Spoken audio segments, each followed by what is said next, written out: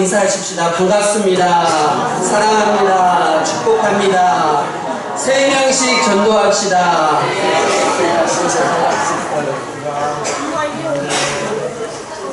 오늘 우리 주일학생들이 같이 하나님을 찬양하니까 정말로 아름답고 귀한 시간이 되었습니다. 선생님들께 감사드리고요. 이렇게 잘 키워주셔서 수고가 많으셨습니다. 오늘 본문은 주님이 라오디게아 교회에게 주신 편지입니다. 소아시아 7교회 중에서 라오디게아 교회에게 가장 예리하고 충격적인 메시지를 던지고 계십니다요. 칭찬은 전혀 하지 않으시고요. 자신을 소개하신 다음에 바로 책망으로 들어갑니다. 먼저 주님의 책망입니다. 라오디게아 교회가 미지근하다고 하네요. 우리 16절 말씀 한번 보십시다. 16절 같이 읽습니다. 시작. 내가 이같이 미지근하여 뜨겁지도 아니하고 찬지도 아니하니 내 입에서 너를 토하여 버리리라. 내가 이같이 미지근하다 하시는 겁니다. 라오디게아 지역이 한편으로는 골로새 근처고요. 또 한편으로는 히에라볼리라는 지역하고 연결되어 있어요. 그런데 이 히에라볼리에는 뜨거운 온천이 있었고요. 로마의 황제들이 이 히에라볼리에 와서 석회수 온천을 즐기고 목욕을 했습니다. 지금도 이 히에라볼리 지역에는 섭씨 35도의 석회수 온천이 나오고요. 거기서 그 온천에서 목욕을 하면 의학적인 효과가 크다고 합니다요. 그러니까 히에라볼리에는 뜨거운 물이 솟아나지요. 이 뜨거운 물이 흘러서 라오디게아까지 옵니다. 라오디게아까지 오면요, 이 물이 미지근한 물이 되어버리네요. 그러다가 더 흘러서 골로새까지 가면요, 아주 차가운 물이 됐습니다. 그러니까 골로새에는 차가운 물이 나오고 히에라볼리에는 뜨거운 온천수가 있어요. 중간에 이 라오디게아는 아주 미지근한 물이 흐르고 있었던 거죠. 라오디게아 교회의 신앙 상태가 이 물과 같았습니다. 미지근한 거죠. 뜨겁다는 말은 주님에 대해서 불이 붙은 상태입니다. 차갑다는 것은 전혀 감각이 없이 냉랭한 상태, 복음을 거부하는 상태를 말합니다. 아예 예수를 안 믿는 거예요. 뜨거운 것은 잘 믿는 것이고 차가운 것은 아예 안 믿는 것이고. 그러면 미지근한 것은 뭐겠어요? 이거는 믿는 것도 아니고 안 믿는 것도 아니고 미지근한 중간에 그런 상태입니다요. 열정도 없어요. 신앙적인 열정도 없어. 그렇다고 반대도 하지 않습니다. 그냥 와서 앉아 있는 거죠. 그런 상태가 미지근한 상태입니다. 라오디게아 교회의 신앙 상태가 미지근합니다. 이것은 영적으로 미성숙하다는 이야기는 아닙니다. 영적으로 성숙하지 않은 사람, 그런 교회를 우리 주님이 이렇게 신랄하게 책망하실 리는 없습니다. 미지근하다는 것은 예수를 믿는 거예요. 복음도 받아들이는 겁니다. 그런데 그 믿음과 복음으로 살지는 않는 거예요. 받아들이기는 하는데 살지는 않습니다. 더 이상 그 믿음과 복음에 감동이 없어요. 들어도 그거예요. 그냥 열정도 없어요. 그러다 보니까요, 무늬만 그리스도인입니다. 이름만 그리스도인이에요.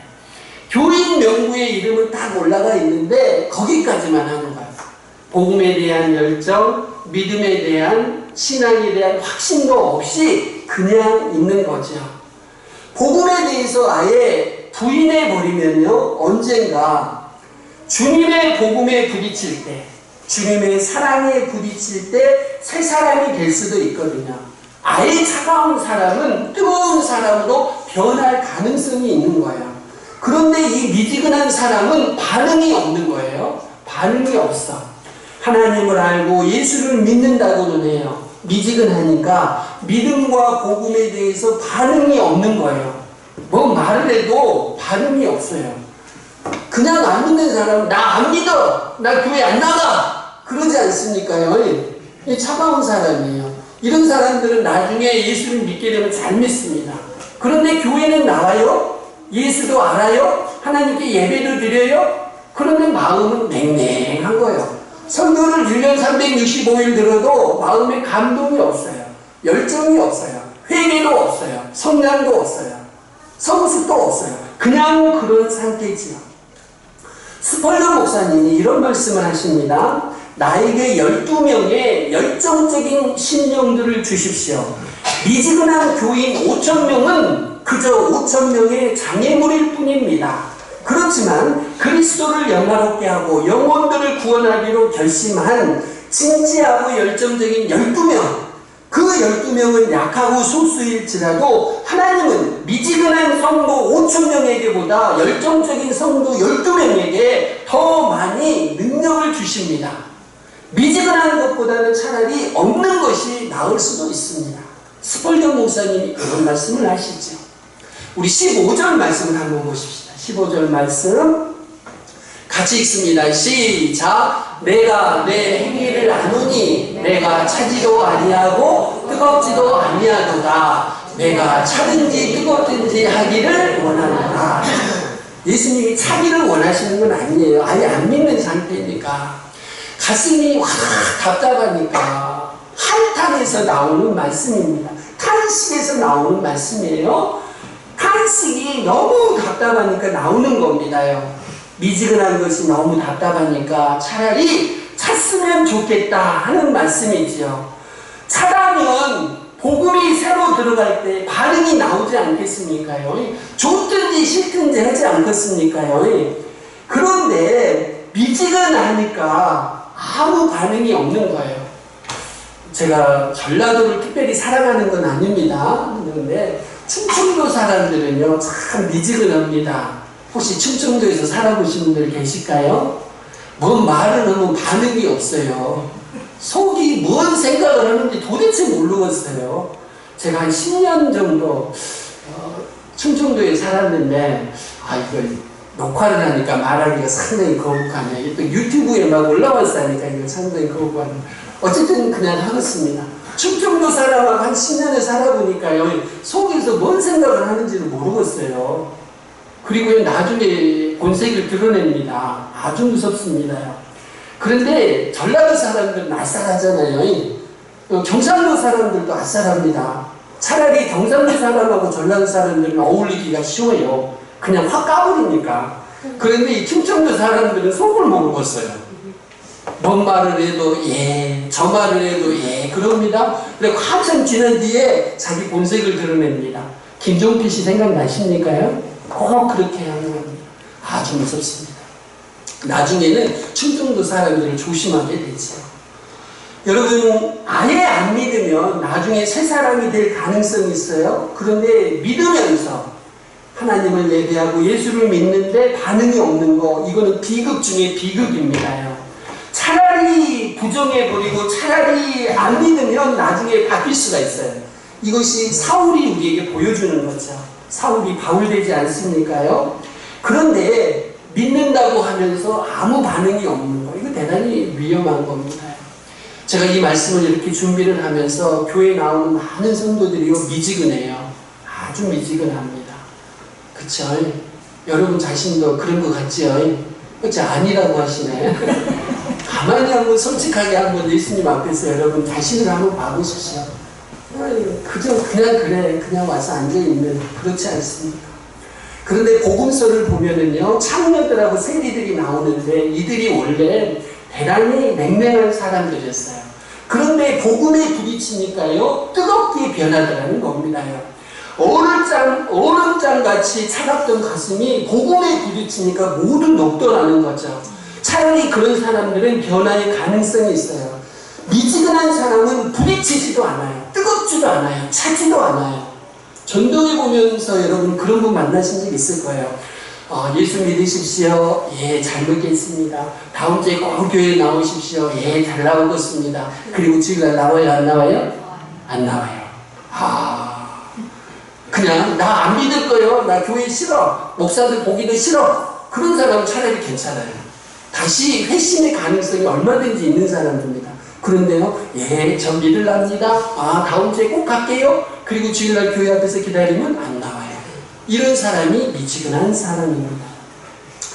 교회 나오신 여러분들에게 적용하여 말씀드리면 이런 겁니다. 꾸준히 주일날 예배에는 참석해요. 그런데 거기까지만 하겠다는 거죠. 더 이상 건드리지 말라는 겁니다.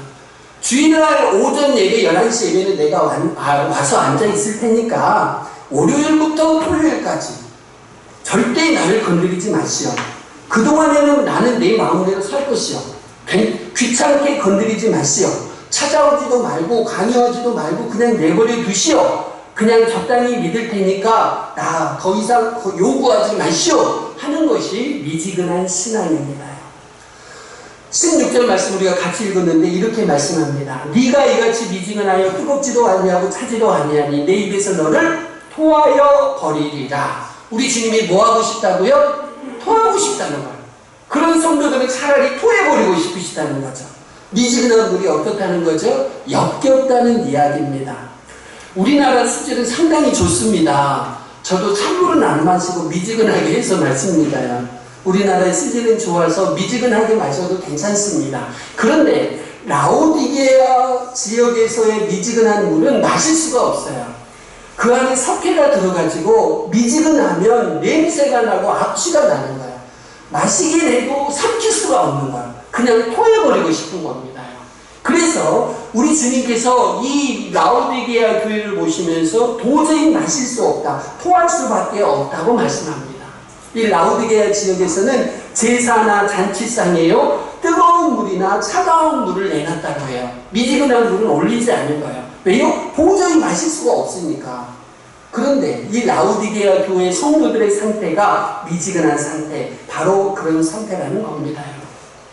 두 번째로 넘어갑니다. 라오디게아 교회의 착각입니다. 17절 말씀 보십시다. 17절 같이 읽습니다. 시작. 내가 말하기를 나는 부자라. 부유하여 부족한 것이 없다 하나 내 곤고한 것과 가련한 것과 가난한 것과 눈먼 것과 벌거벗은 것을 알지 못하는 거다. 뭐라고 착각하고 있어요? 나는 부자다 하는 겁니다. 하나님의 말씀을 들을 때 이런 거예요. 이제는 다 알아. 내 안에 꽉 차 있어. 전혀 부족하지 않아. 더 이상 들을 필요가 없어. 설교 더 이상 들을 필요 없어. 이미 다 알고 있다니까 더 들을 필요도 없어. 전혀 말씀이 들어가지 않는 거예요. 전혀 열려있지 않는 겁니다. 꽉 막혀있는 폐쇄된 상태예요. 이것이 뭐다? 부족한 것이 없다. 나는 부자다. 부족한 것이 없다 라고 착각하고 있는 거죠. 라오디게아 교회는요 소아시아에서 가장 잘 사는 지역에 있었습니다. 첫 번째, 교통요지에 있으면서 금융업과 은행업이 발달했고요. 두 번째, 직물업으로 유명했습니다. 이 지역에서 직물이 나오는데요. 아주 새까맣고 윤기가 나는 모직물이 나왔습니다요. 반질반질 윤기 나는 모직으로 유명했습니다요. 그 직물이 있으니까 카펫이 또 많이 만들어졌습니다. 세 번째, 안과대학이 거기에 있었는데요. 유명했습니다. 안약을 바르면, 거기서 안약을 받으면요, 치료를 받으면 사람의 눈이 많이 고쳐졌다고 해요. 이렇게 라오디게아는 은행, 직물공장, 안과병원이 있어서 아주 잘 사는 도시였습니다. 얼마나 부자였는지 60년하고 61년에 큰 지진이 일어났는데요. 로마 정부의 도움이 없이도 도시 자체의 힘으로 복구할 정도였습니다. 이렇게 부유한 도시였습니다. 그러니까 이 지역에 사는 사람들은 뭐라고 항상 생각하냐면 나는 부자다. 부족한 것이 전혀 없다. 이렇게 생각을 한 거지요. 교회도 그런 생각을 한 거예요. 교회도 물질적으로 부유하니까 자기들이 영적으로 부유하다고 생각한 거죠. 물질적인 부와 영적인 부를 구분하지 못한 거예요. 물질적인 부를 영적인 부로 하나님의 축복으로 생각한 겁니다. 풍요로운 사회 속의 교회의 모습입니다. 풍요로운 사회 속의 교회가 있으면 물질적인 부를 영적인 부로 하나님의 축복으로 오해하는 거예요. 우리도 많이 그렇게 생각하잖아요. 우리가 물질적으로 하나님이 복을 주시면 그것이 영적인 구인 줄로, 영적인 축복인 줄로 오해하는 경우가 많이 있는 거죠. 이렇게 되면 풍요의 자장가가 들립니다. 무슨 말이냐면요, 가난하고 어려울 때는 주님께 매달리고 갈급한 마음으로 신앙생활을 하지 않습니까요? 그러다가 부자가 되면 내가 이렇게 부요한 것이 신앙생활을 잘하는 것이기 때문이다. 내가 이렇게 잘 사는 거 보니까 내가 지금 신앙생활 잘하고 있다. 자기 신앙이 좋아서 하나님이 축복하신 것으로, 자기가 잘 되는 것으로 생각하고 스스로를 위로하는 거예요. 이런 것이 거듭 반복되다 보면은요, 어느새 영적인 잠이 드는 겁니다. 깊은 영적인 잠에 빠지게 되어 있어요. 여러분, 기복주의 신앙의 맹점이 뭔 줄 아십니까요? 물질적으로 잘 되는 것이 하나님의 축복이라고 생각하는 것이, 그렇게 믿는 것이 기복주의 신앙인데, 이 신앙의 맹점이 뭐냐? 물질적인 부를 영적인 축복으로 오해하는 거예요. 물질적으로 잘 살아야 하나님이 축복하신 것으로 오해한다는 거죠. 대표적인 교회가 오늘 본문의 라우디게아 교회인 거예요. 여러분, 물질적인 부와 영적인 부는 반드시 일치하지 않습니다. 영적인 부를 받아서 우리가 물질적으로 잘 사는 경우도 있어요. 그렇지만 반드시 그런 것은 아니에요. 영적으로 부유한 사람들이 물질적으로 가난한 경우가 얼마나 많이 있습니까? 성경 66권 안에서 하나님이 영적으로 부유한 사람들에게 물질적인 축복까지 함께 해주신 경우를 얼마나 찾아보시겠습니까? 고작해야 모세 오경 정도 안에서만 나오는 거예요. 그 이후에는 많은 그리스도인들이 영적으로 복받은 성도들이 얼마나 이 세상에서 고생하는지 모릅니다. 여기서 우리가 세 종류의 신앙을 찾아보게 됩니다. 첫 번째는 가슴이 불타는 뜨거운 신앙, 두 번째는 가슴이 냉랭한 차가운 신앙, 신앙이 없는 거죠, 아예. 세 번째는 미지근한 신앙입니다. 이 자리에 나오신 저와 여러분이 모두 다 이 셋 중에 하나인 거예요. 제가 이 시간 여러분에게 질문을 드리고 싶습니다. 여러분의 신앙은 어떤 신앙입니까? 뜨거운 신앙이십니까? 아니면 차가운 신앙이십니까? 아니면 미지근한 신앙이십니까요? 저와 여러분이 뜨거운 신앙인이 되시기를 바랍니다. 주님의 은혜가 너무 크잖아요. 그 은혜를 생각하면 우리의 가슴이 뜨거워지고, 내가 교회에 와서 주의 일을 할 때에도 대충 하지 않습니다. 쓰레기 하나를 주어도 건성으로 하지 않아요. 우리의 가슴이 뜨겁고 우리의 가슴이 열정이 가득한 것이 정상적인 상태예요. 여러분들이 교회에 나와서 그냥 미지근하게 앉아있다 가시면요, 그것이 정상이 아니라고요. 오늘 본문이 그런 말씀을 하시는 거예요. 우리의 가슴이 뜨거운 신앙이 되시기를 주님의 이름으로 축원드립니다. 예수님이 우리를 대신해서 십자가에서 피 흘려 죽으셨습니다. 그리고 3일 만에 부활하셔서 승천하셨죠. 지금은 하나님 보좌 우편에 앉아 계시면서 우리를 위해서 계속 기도하고 계시잖아요. 저와 여러분을 위해서 주님이 계속 기도하고 계십니다. 그리고 우리가 있을 곳을 예비하고 계셔요. 속히 다시 오셔서 우리를 천국으로 인도해 주실 것입니다. 그 은혜를 우리가 생각한다면 우리의 가슴이 뜨거워지는 것이 마땅합니다. 그런데 우리의 가슴이 미지근하다 그러면 뭔가 문제가 있는 겁니다. 저와 여러분의 가슴이 주님의 은혜에 대해서 항상 뜨거우시기를 주님의 이름으로 축원드립니다. 이것이 정상이에요. 그런데 라우디게아 교회는 그렇지 않은 거예요. 나는 부자야. 부족한 것이 없어. 주님 앞에 나와서도 그렇게 앉아 계시면 그것은 거짓된 통용입니다. 사실은 가난한데 부자라고 생각하는 거예요. 부족한 것이 없다. 사실은 많이 부족한데 부족한 것이 없다고 착각하는 거예요. 이것이 바로 라우디게아 교회의 착각입니다. 나는 부자다. 이것이 착각입니다. 주님의 진단이 나옵니다. 주님의 진단 세 번째, 라우디게아 교회는요, 눈 멀고 벌거벗은 거지입니다.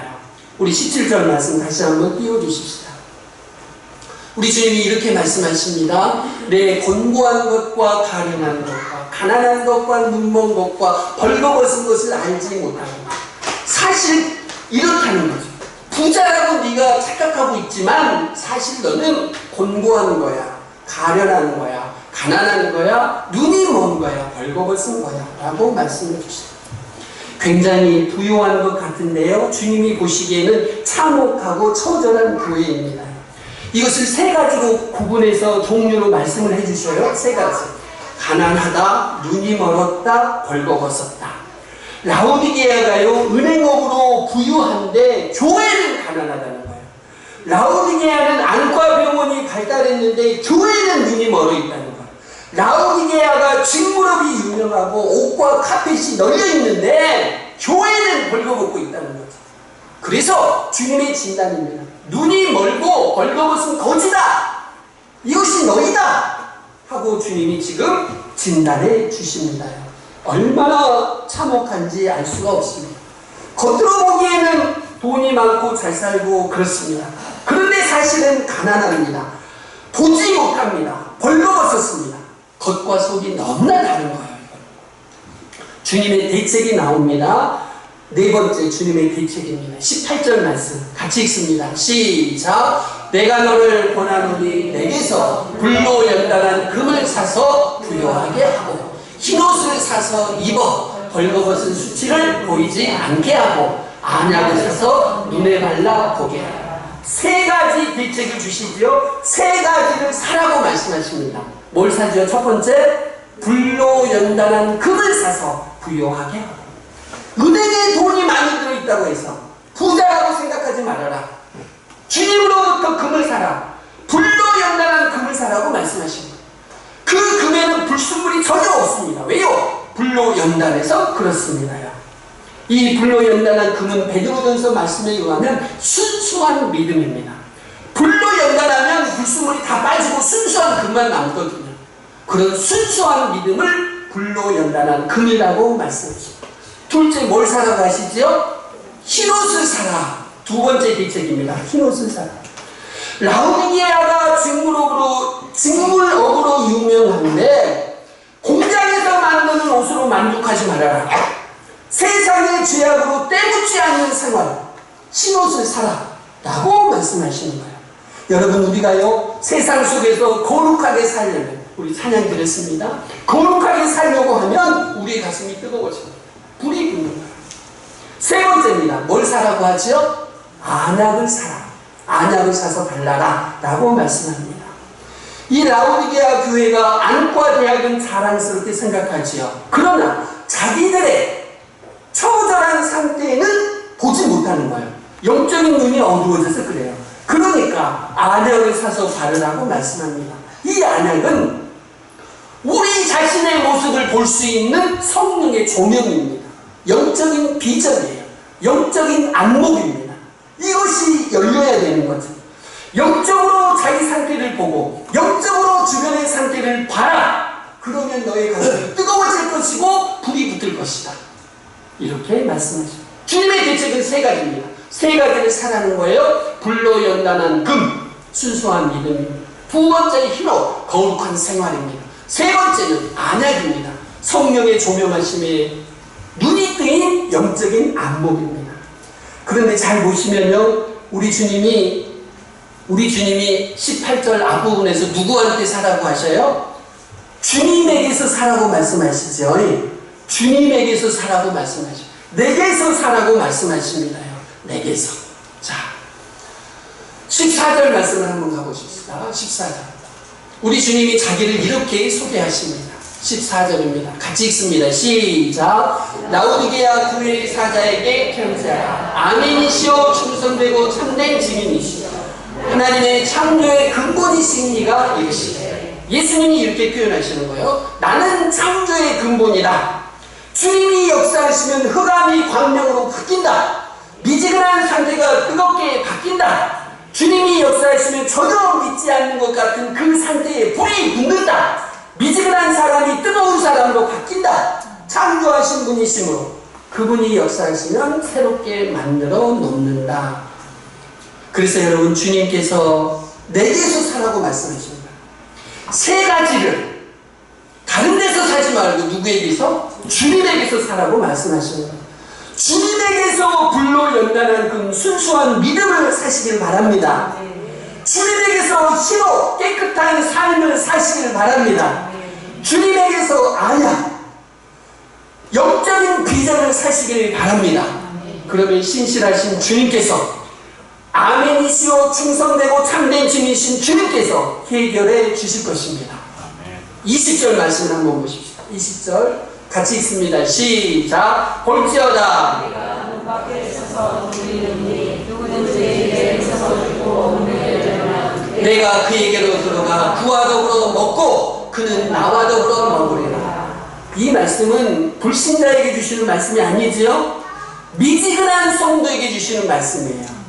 우리가 이 말씀을 되게 안 믿는 사람들한테 이렇게 적용합니다만은 요한계시록에서 주신 이 말씀은 미지근한 성도들에게 주신 말씀입니다. 우리 주님이 어디까지 찾아오셔요? 집 문까지 찾아오십니다. 사실 우리 마음까지 찾아오신다는 표현입니다. 집에까지 찾아오십니다. 그리고 문을 두드리셔요. 여러분의 집에 찾아오셔서 문을 두드리시는 겁니다. 미지근한 사람의 마음에 주님이 문을 두드리시는 겁니다. 문을 좀 열어주라. 내가 들어가서 너와 식사를 같이 하고 싶다. 너와 함께 저녁 식사를 하고 싶다. 라고 말씀하는 거예요. 여기서 더불어 먹는다는 것은 저녁 식사를 이야기합니다. 저녁 식사는 최고의 만찬입니다. 우리가 마음의 문을 열고 주님을 받아들이시면 주님이 우리에게 들어오셔서 우리와 함께 만찬을 즐기실 것이고 주님이 가지신 모든 것을 우리에게 나누어 주실 겁니다. 이 세 가지를 우리에게 주실 것입니다. 여러분, 그러므로 우리의 미지근한 상태를 해결하는 방법은 뭐냐? 내 인생의 문 밖으로 밀어냈던 예수 그리스도를 다시 받아들이는 것입니다. 예수 그리스도를 다시 받아들이는 것이 미지근한 상태를 해결하는 길입니다. 주여, 이 부분은 절대 간섭하지 마십시오. 주님, 여기는 절대 오지 마십시오. 내 물질, 내 자식만은 내 맘대로 하고 싶습니다. 절대로 건드리지 마십시오. 이것이 주님을 밀어내는 것입니다. 주님을 밀어내고 나니까요, 주님이 멀리 계시죠. 주님이 멀리 계시면 우리가 마음이 답답하고 컬컬하고 불안해집니다. 주님을 밀어낸 상태, 이 상태가 바로 미지근한 상태입니다. 이것을 해결하는 길은 주님을 다시 영접하는 것입니다. 주님이 우리 안에 들어오시면 문제가 해결되는 거예요. 불로 연단한 금을 주시고, 우리가 주님을 영접하면 주님이 우리에게 오셔서 불로 연단한 금을 주시고 흰옷을 주시고 안약을 주시고 우리를 다시 뜨겁게 하실 줄로 믿습니다. 사랑하는 성도 여러분들이요, 날로만 살지 마시고 난로로만 살지 마시고 난로 속에 뜨거운 불을 가지고 사시기를 바랍니다. 난로 속에 불이 있어야 되는 거예요. 신앙의 형식, 신앙의 모양만 있어서는 안 되는 겁니다. 교회만 나오시면 안 되는 거예요. 그 안에가 여러분에게 열정이 있으시기를 바랍니다. 불이 있으시기를 바랍니다. 우리 심령에 불이 없으면은요, 신앙이 형식이 되고 외식이 되어버리는 거예요. 불이 없으면 난로가 무슨 소용이 있겠습니까요? 얼마 있다가는 형식도 사라져버립니다. 아예 교회조차도 안 나오게 돼요. 여러분 마음속에 뜨거운 열정이 있을 때 신앙생활을 계속 유지해 나갈 수가 있습니다. 여러분 삶의 모든 분야에서 주님을 밀어내지 마시길 바랍니다. 여러분의 작은 부분에까지 주님 앞에 내어드리고 주님이 오시기를 여러분들이 간절히 사모하시길 바랍니다. 여러분의 삶의 중심에 주님을 영접해서 주님이 주시는 세 가지, 불로 연단한 금, 흰옷, 안약을 여러분들이 받으셔서 이 마지막 시대에 뜨거운 신앙인으로 살아가시기를 주님의 이름으로 축원드립니다. 우리 같이 기도하십시다. 하나님, 주님 앞에 말씀을 받았습니다. 이 시간 제가 여러분에게 질문을 드립니다. 여러분의 신앙은 과연 어떻습니까? 뜨겁습니까? 차갑습니까? 미지근합니까? 영적으로 부유하십니까? 가난하십니까? 영적으로 눈멀고 벌거벗은 거지는 아니신지요? 이 시간 우리 주님께 기도하십시다. 이 시간 주님 영접합니다. 내 심령, 내 가정, 내 교회에 오시옵소서. 그래서 나의 미지근한 신앙을 다시 한번 뜨겁게 하여 주시옵소서. 안약을 주셔서 눈을 열어주시옵소서. 흰옷을 주셔서 정결하게 하옵소서. 불로 연단한 금을 주셔서 순수한 믿음을 회복시켜 주시옵소서. 주님이 나를 토해버리시기 전에 이 시간 주님 앞에 회개하오니 아버지 하나님 용서하여 주시고 성령의 불을 내게 내려 주시옵소서. 신앙의 불이 다시 붙고 뜨거운 신앙인으로 살아가게 하옵소서. 우리 같이 기도하십시다. 아버지 하나님,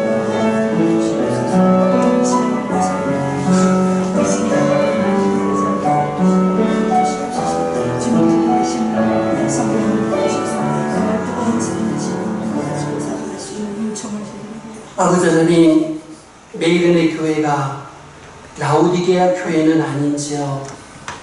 주님 불쌍히 여겨주시옵소서. 뜨겁지도 않고 차기도 않으면서 무늬만 교회고 무늬만 성도고 무늬만 그리스도인은 아닌지요. 그러면서 전혀 감동도 없고 열정도 없고 그냥 그렇게 왔다 갔다 하고 있지는 않은지요. 주님이 메이른의 교회를 토하시기 전에, 주님이 나를 토하시기 전에 주님 앞에 회개합니다. 주님 용서하시고 성령의 불을 교회 안에 우리 심령에 내려주시옵소서. 메이른의 교회가 다시 한번 불이 붙게 하여 주시옵소서. 우리의 심령이 다시 한번 뜨겁게 타오르게 하옵소서. 예수님의 이름으로 기도하옵나이다. 아멘. 찬송하십시다. 218장입니다.